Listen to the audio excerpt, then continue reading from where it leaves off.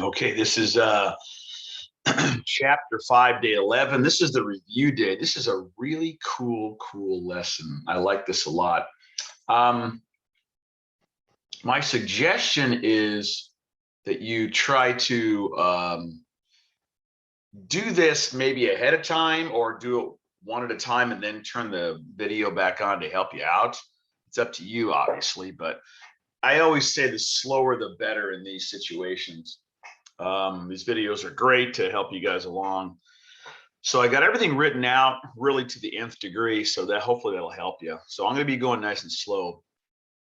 All right, problem one, an individual is picked at random from 52 athletes. Suppose 26 are female and 6 of them are swimmers. Also, there are 10 swimmers among the males.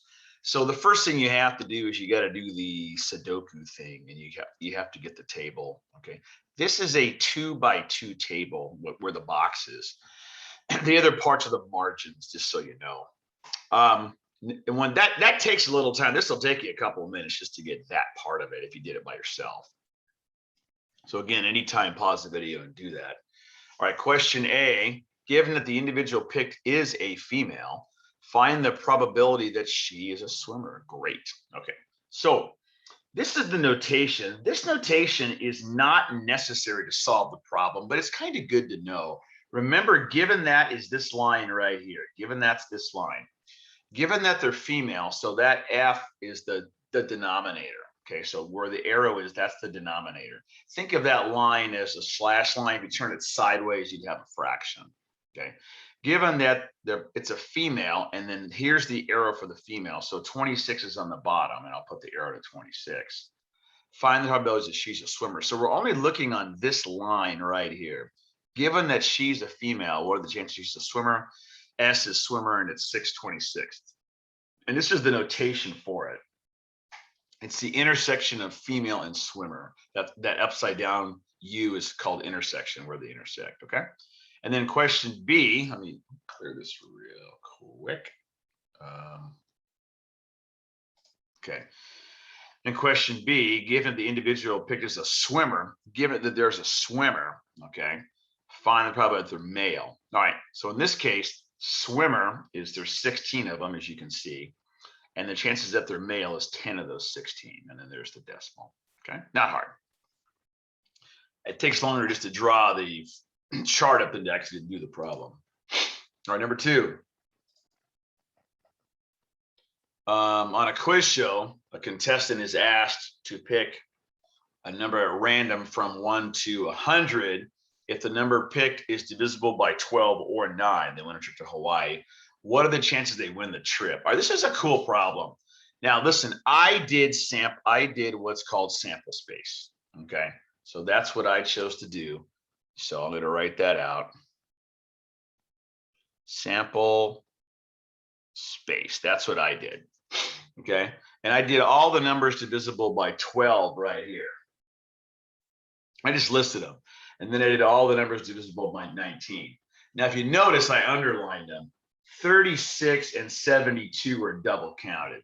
So if you go through and count them, there's 8 out of 100 of divisible by 12, 11 of the 100 divisible by 9, but you've got to subtract out the 2 that were double counted, because being divisible by 12 and being divisible by 9 are not mutually exclusive, because they can happen at the same time. Okay. Another way to do this, you'll get a close answer. You won't get the exact answer, but you'll get the exact for an infinite number of numbers. Is you could go 1/9 plus 1/12 minus 1/36, because 1 out of 9 numbers are divisible by 9, 1 out of 12 are divisible by 12, and 1 out of 36 are double counted. That's going to get you close to this number. It'll actually give you the exact answer for an infinite number of numbers. Okay. Now, number 3. Number 3 is extremely difficult. Extremely. Okay. So just as a warning, this is not an AP question. It's too hard, too difficult. It's very difficult. Okay, difficult. So I want to get that out up front. So if you can't do number 3 on your own, don't worry about it. but it is a tree diagram. Okay, that's what it is. Okay, I'll read it to you. A survey of people showed that 20% were smokers. The probability of death due to lung cancer, given that the person smoked, is roughly 10 times the probability of death due to lung cancer from non-smokers. If the probability of death due to lung cancer is 0.006, what is the probability of death due to lung cancer given that they smoked? Wow.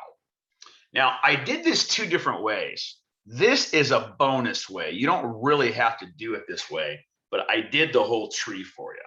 Okay. So this is what we know. Okay. Smoking and non-smoking. NS is non-smoking. Smoking is S. You got the first part because 20% smoke, so 80% don't. Okay. Then they say the probability of death due to lung, given the person smoked, is 10 times the amount. Okay. So this right here is 10 times the amount if you don't smoke. So I made X the cancer for non-smokers. Then I made 10X the cancer for smokers. Okay. And then it says the probability of death due to lung cancer is 0.006. So if you add both of these up, and if you multiply 0.2 times 10, you get 2x, and then 0.8 times x is 0.8x. If you add both of those up, as you can see, you will get 0.006. Okay, because those two branches represent dying due to lung cancer. And yes, people that don't smoke can get lung cancer different ways. Secondhand smoke, working in a factory, whatever the case is. Okay, so X comes out to be 0.00214, and that of course makes 10X 0.0214, which is the answer. Okay, now all this is right here, all this is the chart completely done. That's all I did, just to show you the complete chart. Okay, that part that I circled isn't necessary to do, but I wanted to show you the completion of it.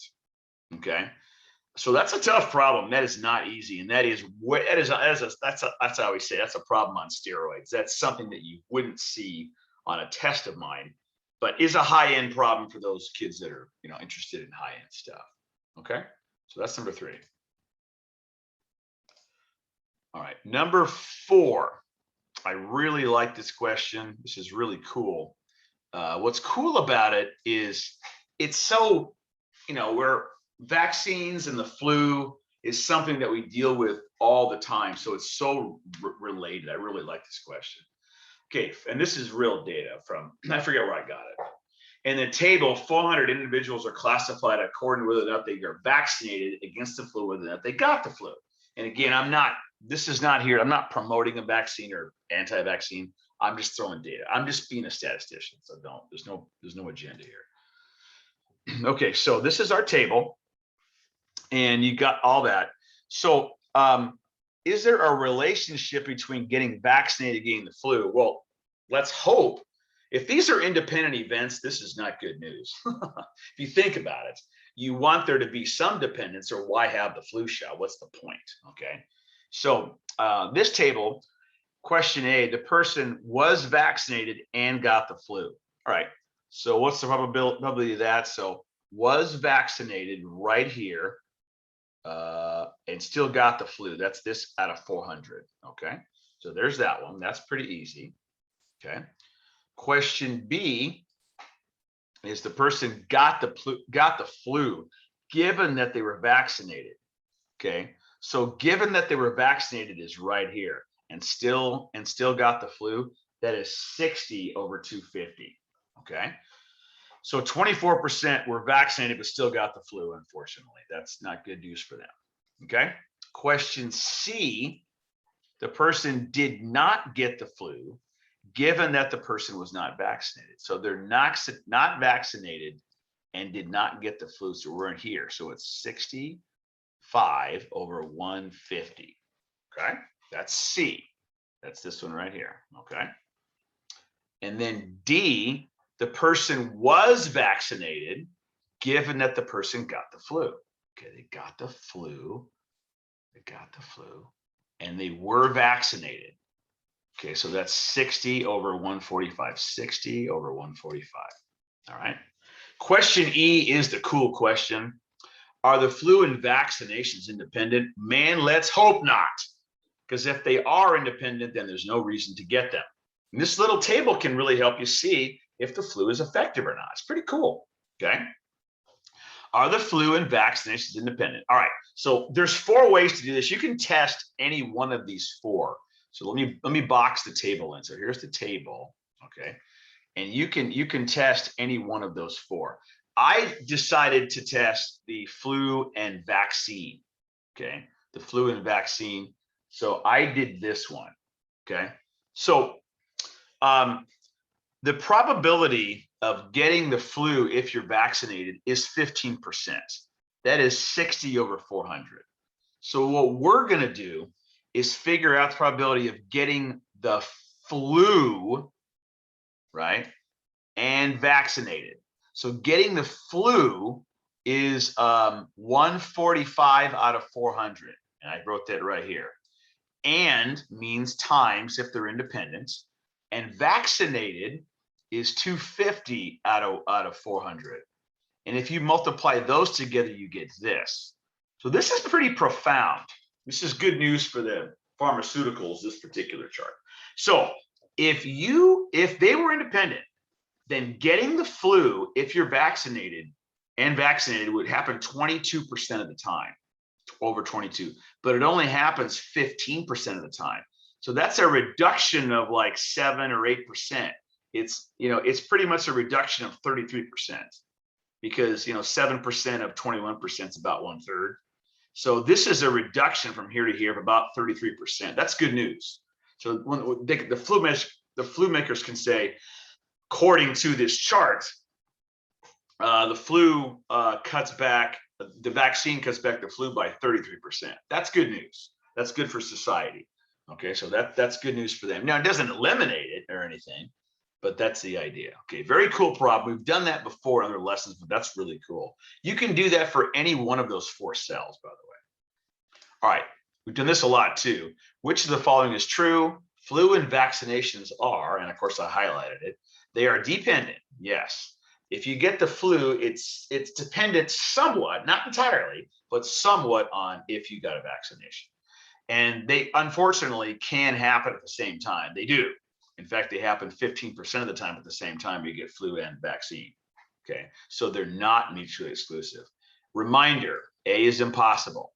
Independent and mutually exclusive. If you can't happen at the same time, you are dependent. Okay, very cool problem.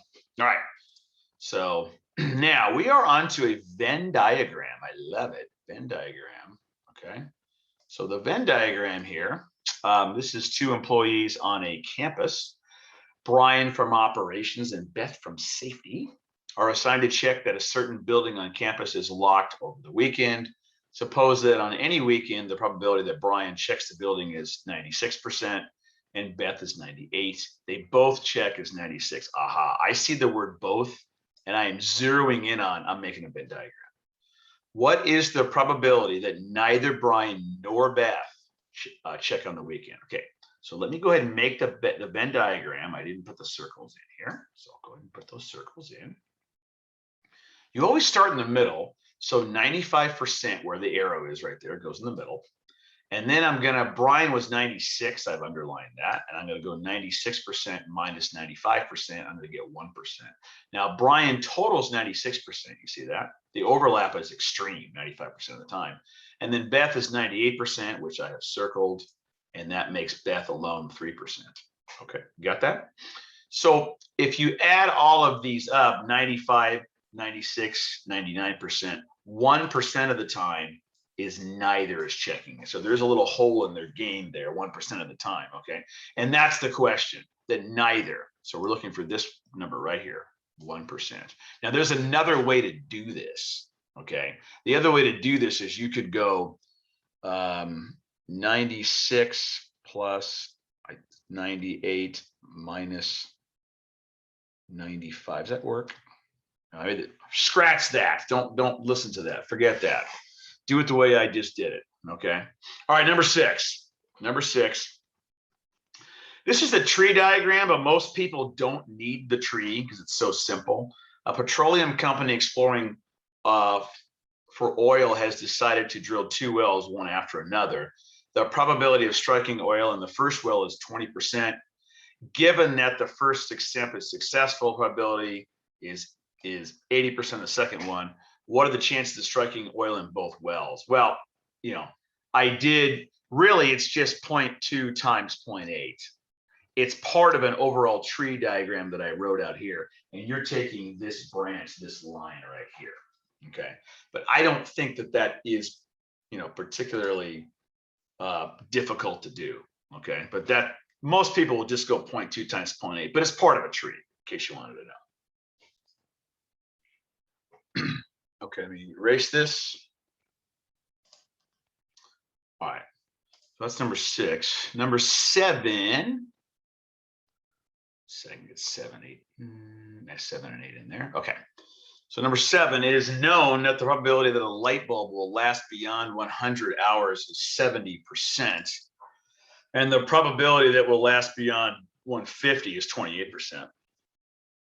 Given that the bulb has lasted beyond 100, find the probability that will last beyond 150. This is a conditional problem. Conditional. Okay, which is great. Conditional probability. Okay, really, really easy problem. This problem is very similar. I always tell the story on this problem of like death tables, or how long you're going to live. If I am 60 years old, I have a better chance of getting to 75 than someone that is 17, because I'm almost there. So like when you're 60, provided you're healthy or whatever, my life expectancy is probably like 90. If you're 17, your life expectancy is probably 72, because you're just so early in the game that you don't know what's going to happen. So somebody that's 90 years old, their life expectancy is obviously like 93. Okay, somebody that's 90 doesn't have a life expectancy of 80 because they've already passed it. So this light bulb has already gotten beyond 100 hours. It's not going to burn out like tomorrow, probably. Okay, it has a good chance. So basically, to look at it another way, with my words here, this light bulb is one of the lucky 70% to be beyond 100. Now we're wondering, will it be one of the lucky 28% overall that gets to 150? So that's how you do it. It ends up being 40%. It makes sense. If you're a light bulb that's 100 hours old, you got a 40% chance to get into 150. If you're a brand new light bulb, you only got a 28% chance to get into 150. It makes sense. Okay. Cool problem. Number 8 is unusual. It's a problem that is not seen a whole lot, where the middle number is unknown. Okay, let me read it. A town has 2 ambulance services, the service and a private service. In an emergency, the probability that the city service responds is 60%. The probability that the private service responds is 80%. And the probability that either services either is one, the other, or both. Either is one, the other, or both is 90%. Find the probability that both services respond to an emergency. All right, so I did the Venn diagram. Here it is. We do not know what the middle is, so I'm calling it X. We don't know what both is. But we know in general the city is 60%. So to get city alone is this part. You're going to have to go 0.6 minus the unknown of X. To get the private parts, you're going to have to go 0.8 minus the unknown. Okay. But we do know that these 3 combined, arrows 1, arrow 2, arrow 3, these 3 areas, which I've written out here, they will equal 90%, because it says that either of the services responds is 90%. So if you solve that for X, you get 50%. Okay. And that's the question. Find the chances that both is X, and that's 50%. Cool problem. You don't see that a whole lot, but there it is. Okay. Nice little wrinkle in the problems that we've done. All right. Number 9. 9 and 10. Okay. So 9. A person owns 5 stocks. The probability that exactly 0, 1, 2, 3, 4, 5 stocks will go up on any given day are whatever respectively. Find the probability that at least one stock goes up, at least one. I did 1 minus none go up is what I did. So there's a couple of ways to do this.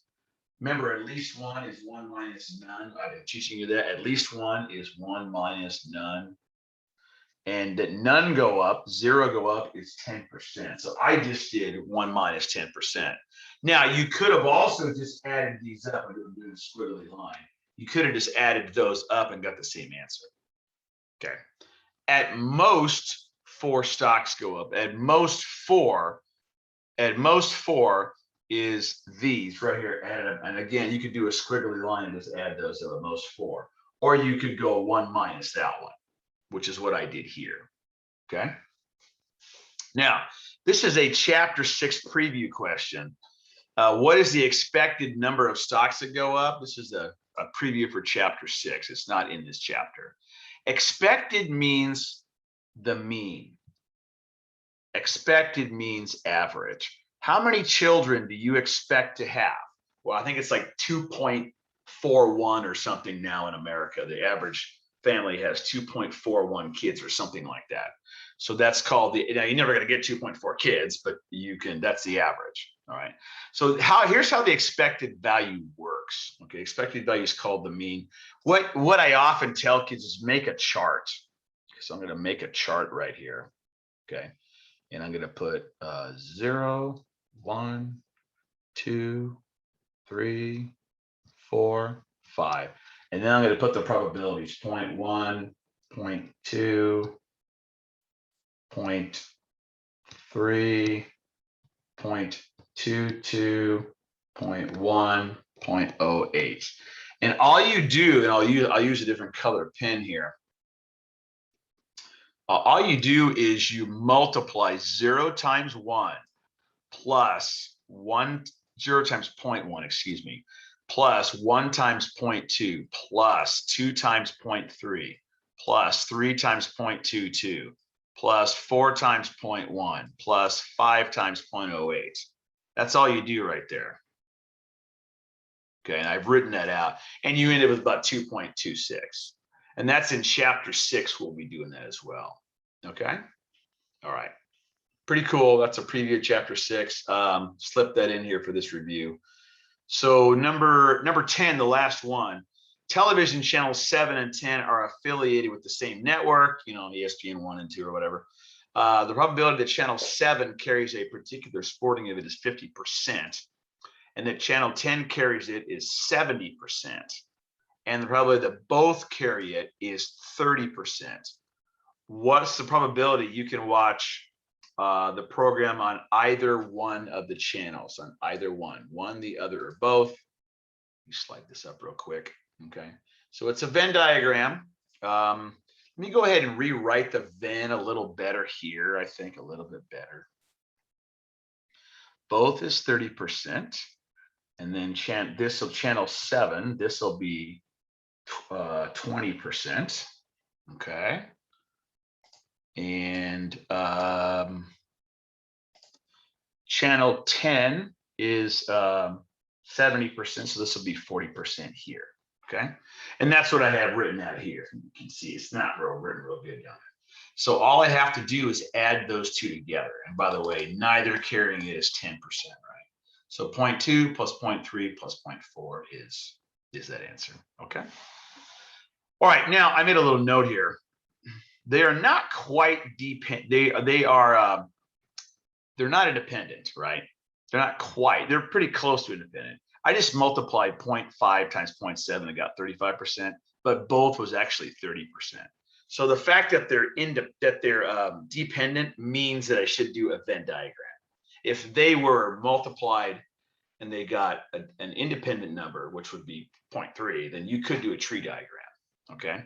Now, just a bonus question here, a quick bonus question, in case you get this, is what if you're asked this question? Now, listen, given that channel 10 is carrying the broadcast, sporting event, channel 10 is carrying a sporting event, what is the probability that both are carrying it?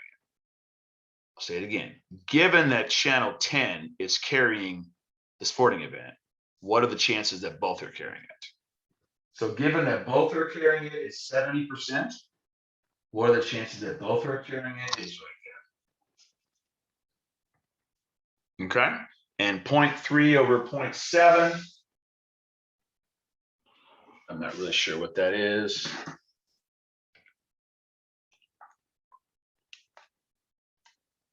0.4, 43%. Okay. Very cool. All right. Anyhow, I really appreciate it. Good luck on your test. Take care.